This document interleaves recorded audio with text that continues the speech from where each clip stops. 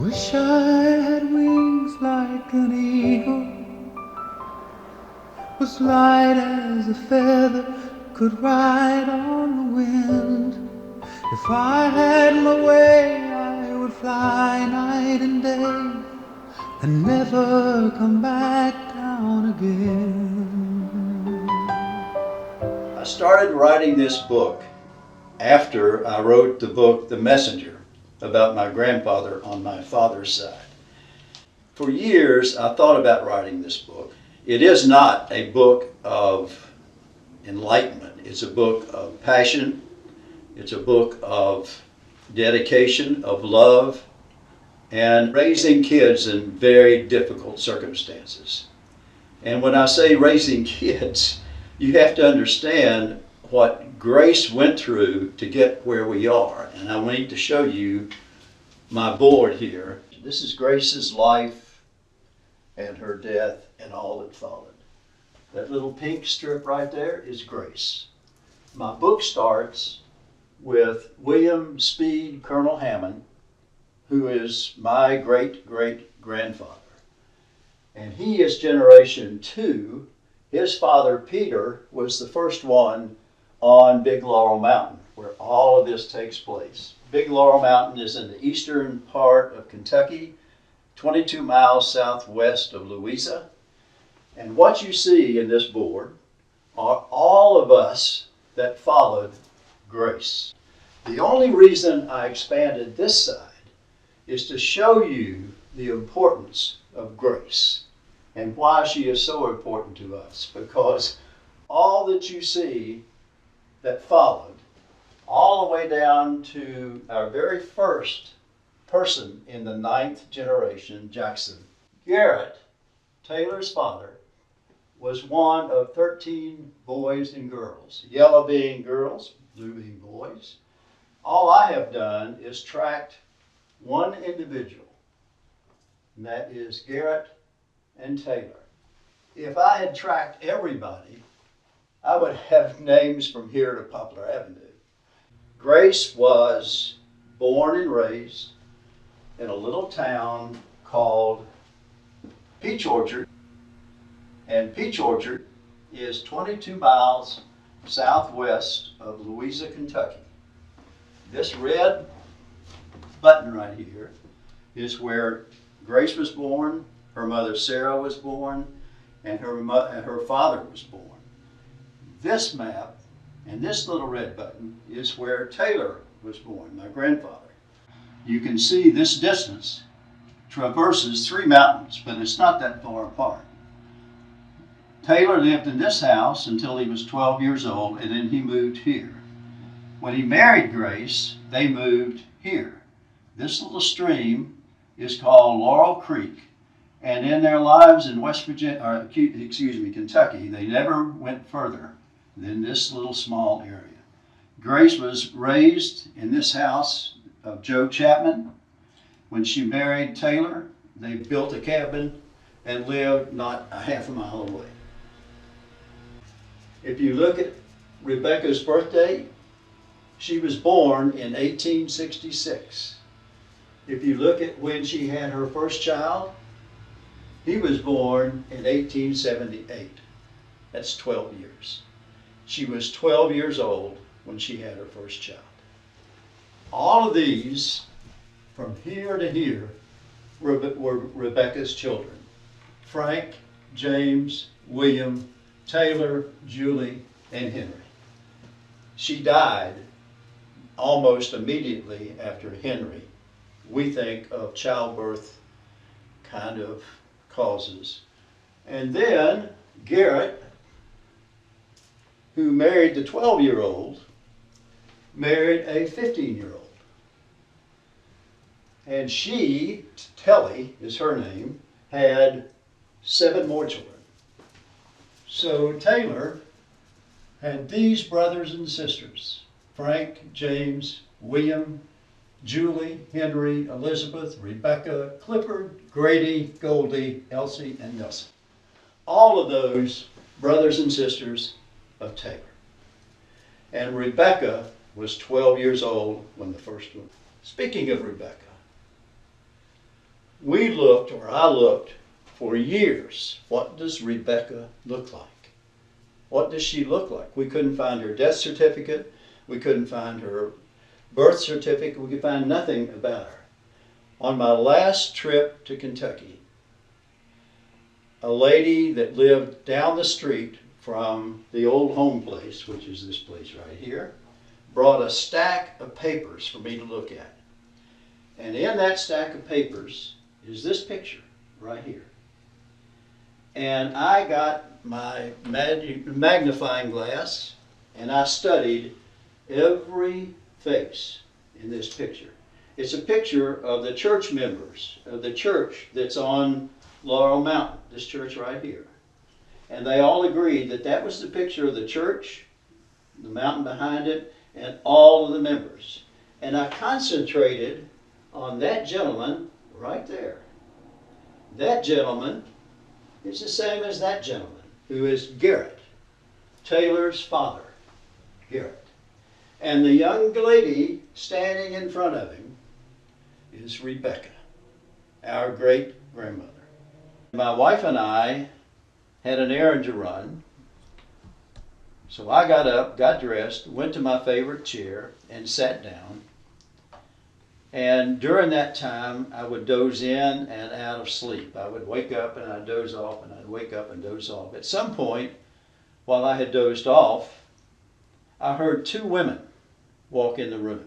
And it was almost like they walked in one door, walked by me, and walked out another door.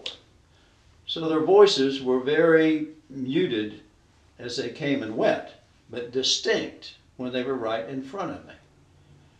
And at the point when they were right in front of me, I heard one woman say to the other, "Lending Stewart's cabin." And it was so distinct that it woke me up. And when Tay walked in the room, my eyes must have been big as saucers, because she said, "What's wrong?" Well, I said, "Just a minute." So I got up and wrote down what I had just heard, "Lending Stewart's cabin." We went on our errand, we came back home, and I got on the internet looking for Lending Stewart's cabin. I found a Boy Scout camp in North Carolina called Stewart's Cabin, only it was spelled differently than I had been spelling it. I had been spelling it as S-T-A-U-R-T, but the cabin was S-T-E-W-A-R-T. So I went back through my entire search again. Finally, I found a blog. I said to myself, if this is something somebody's trying to tell you, you have to narrow it. What is it that they're trying to tell you? Well, I had just written the book, The Messenger.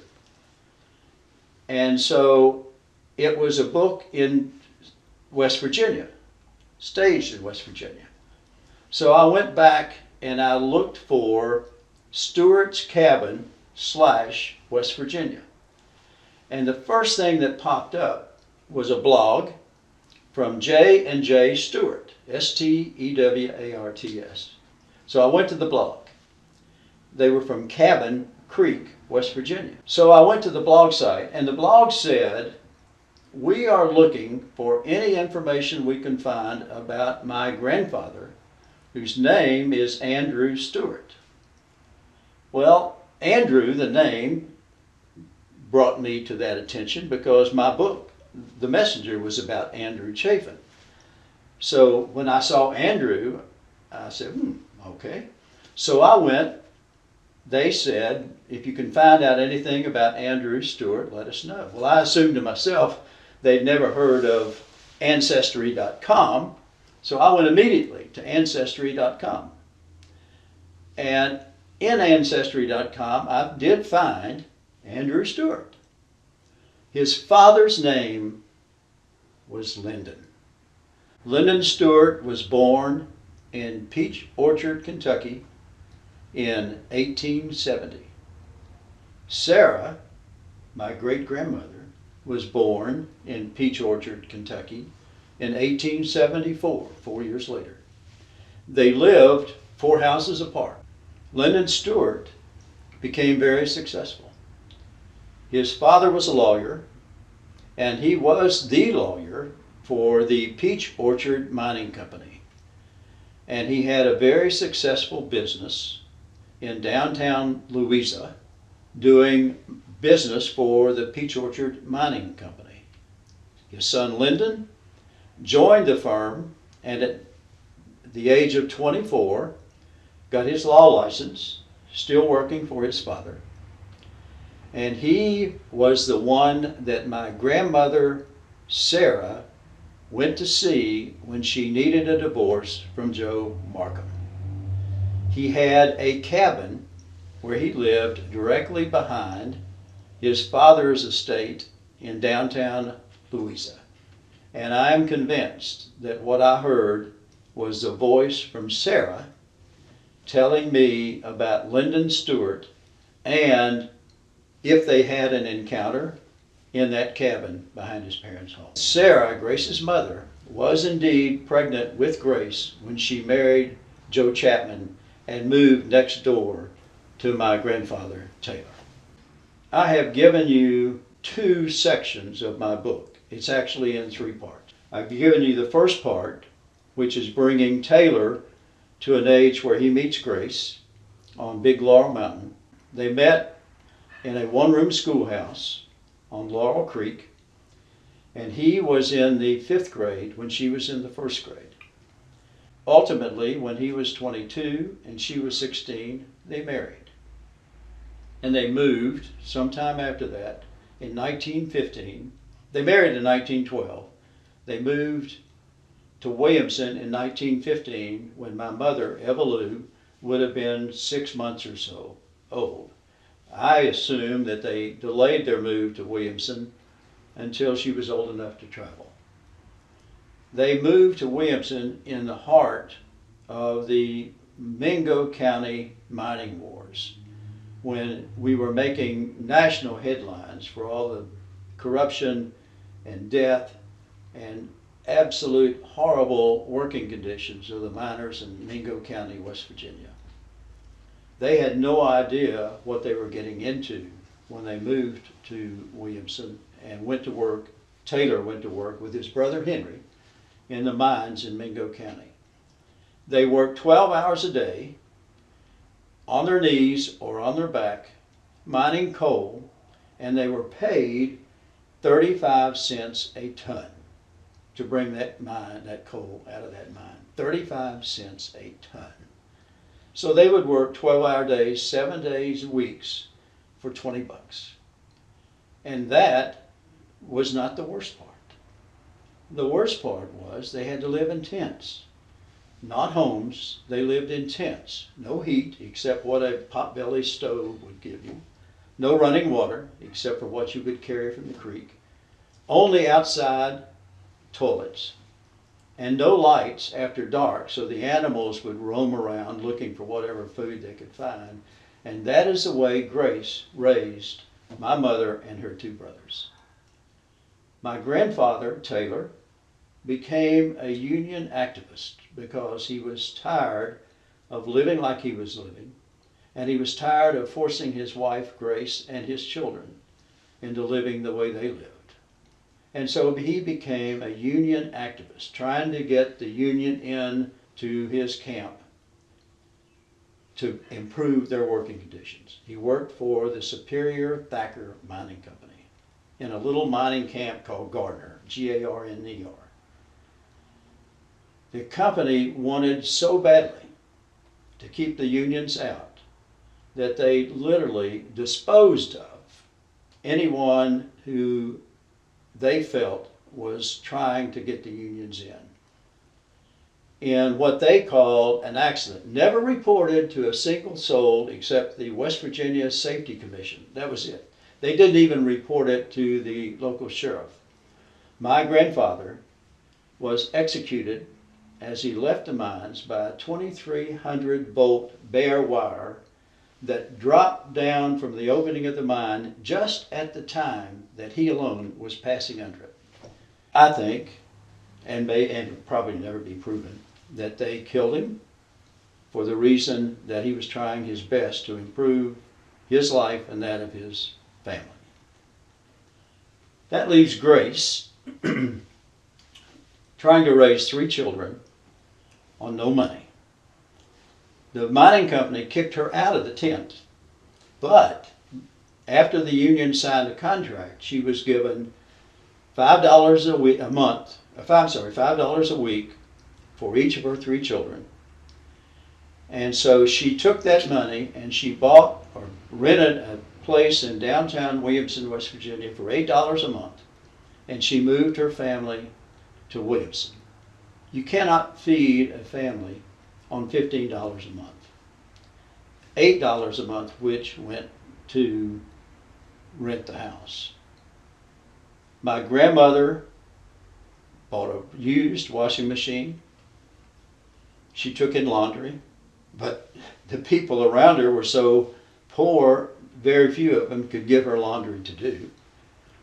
She hardly hadn't made enough money to pay the payment on the used washing machine. She went to the county to ask for their help. They told her they had no money to help her because the only money they had were for those people who were bedridden. That was it. That was the only funds available. So since she was not bedridden, they could not give her any money. After 2 years of fighting and trying to support her kids, she really did reach bottom when she agreed with her half-brother to sell moonshine for him, booze. She didn't really sell it. This is the interesting part of that. The moonshiner, who is Chapman, who raised her, had a big market in West Virginia for moonshine, but he couldn't get anybody to take it across the state line from Kentucky to West Virginia. They conned my grandmother Grace, and they said, look, this is all you have to do. You get on a train from Williamson to Catlettsburg every 8 days. That's to make sure she didn't travel on the same day every week. Every 8 days, she would get on that train and she would go to Catlettsburg, and they would meet her there with a satchel, a cloth satchel, in which there were 6 to 8 jars of moonshine. She would take that satchel back home and put it in her closet. That is the only time she ever touched the product. They would then pick it up, deliver it, and they gave her $2 for each of those pints of moonshine. So she would make $12 to $16 a week, which was an amazing amount of money for my grandmother. She had never seen that much money before. The problem was that she was committing a felony, and those who were picking it up at her doorstep and delivering it were committing a misdemeanor. And so when she was caught, she was convicted, and she was sentenced to 2.5 years in state penitentiary. Those who picked up the booze from her and sold it got 6 months. She was arrested, thrown in prison, and left her 3 kids on the streets with absolutely no support. We went back to the old home place, which is that log cabin I showed you earlier. And the lady who lives there now, Jenny Preston, said that there were a whole bunch of papers upstairs, and she didn't know anything about what they were, but I asked her to go get them, and she brought them down. This map was one of those papers. I had to beg her to let me take the original out of the house, and I brought it to Memphis, and I took it to a mapping place, and they reproduced it, and then I sent her the original back. But the map was made, we know, sometime between 1912 and 1915, because my mother was born on 1915. And this map shows us where my mother was born. And this map, if you look right there, it says Taylor Hammond Residence. That's the most important thing that we have found in all of my years of looking for stories of grace. My mother was born right there, delivered by her father, Taylor Hammond. Dance on the moon.